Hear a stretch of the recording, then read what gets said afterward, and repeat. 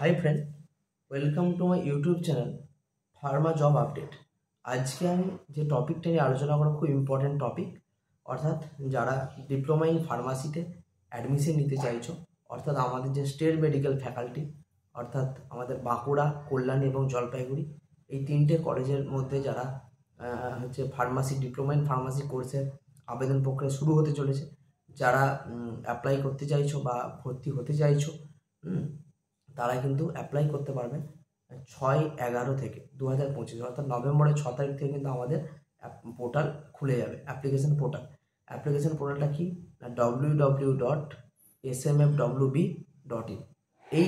এই পোর্টালটায় যদি আমরা খুলি, আমি কিন্তু আমাদের যে ডেসক্রিপশন বক্স, সেখানে কিন্তু আমি সাইটটা দিয়ে দেবো, এবং তাহলে 6 তারিখ থেকে কিন্তু আমরা ওপেন হবে পোর্টালটা, অর্থাৎ আমরা অ্যাপ্লিকেশন করতে পারবো, এবং 17 তারিখ লাস্ট ডেট বিকেল 5টা পর্যন্ত।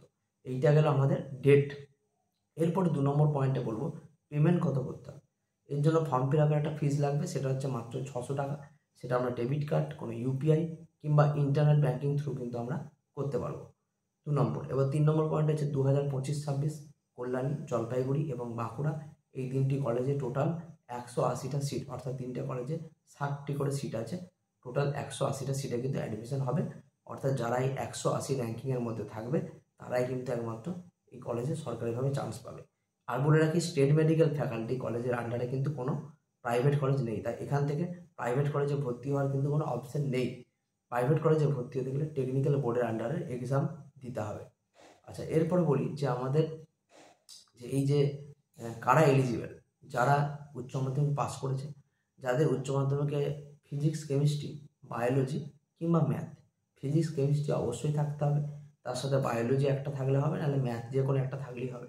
এই তিনটে সাবজেক্ট কিন্তু অবশ্যই থাকতে হবে হায়ার সেকেন্ডারিতে।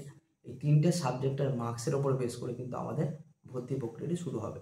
বোঝা গেল? এবার তাহলে নেক্সট কোশ্চেন, যারা যদি ভোকেশনাল কোর্স করে তারা কি এখানে অ্যাপ্লাই করতে পারবে? তারা কি অ্যাপ্লিকেবল হবে?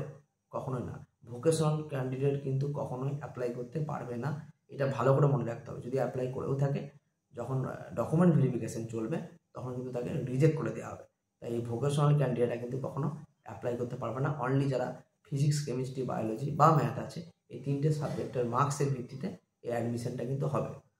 ঠিক আছে? এবার আমি একটা কথা বলি যে আমাদের এই যে অ্যাডমিশন, আমি আজকে এই টুকটাক অ্যাডমিশন রিলেটেড বিষয়ে ভিডিও বানালাম।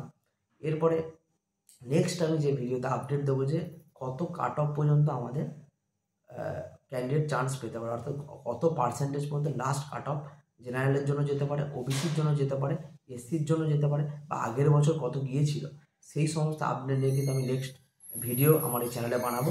তার জন্য অবশ্যই আমার চ্যানেলটাকে লাইক, শেয়ার অ্যান্ড সাবস্ক্রাইব করে রাখতে হবে, এবং অ্যাডমিশন বিষয়ের সমস্ত গাইড, কোথায় ভর্তি হবে, কোথায় মেস পাওয়া যাবে, প্রত্যেকটা কলেজের প্রিন্সিপালের সাথে মোটামুটি পরিচয় আছে, আমি কিন্তু সবাইকে গাইড করে দিতে পারবো কোথায় ভর্তি হবে, কোথায় থাকলে খরচ কেমন হবে, এবং সেখানে খাওয়া দাওয়ার কী ব্যবস্থা আছে, কীভাবে কলেজে ভর্তি, সব কিছু বিষয়ে গাইড আমি কিন্তু আমার এই ভিডিওর মাধ্যমে দিয়ে দিতে পারবো, বা আমার ডেসক্রিপশন বক্সে আমার নাম্বার দেওয়া থাকবে, সেই নাম্বারের থ্রু কিন্তু আমার সাথে যোগাযোগ করতে পারবো। আমার যে গ্রুপ আছে, হোয়াটসঅ্যাপ গ্রুপে আমি কিন্তু জয়েন করবো।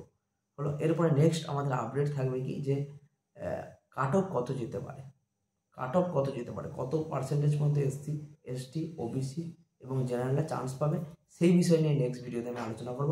আজকে আমি এক্সাম আমাদের টোটাল যে প্রসিডিওরটার বিষয়ে আমি আলোচনা করলাম। নেক্সট ভিডিওতে আবার আমি ভিডিওটা বানাবো।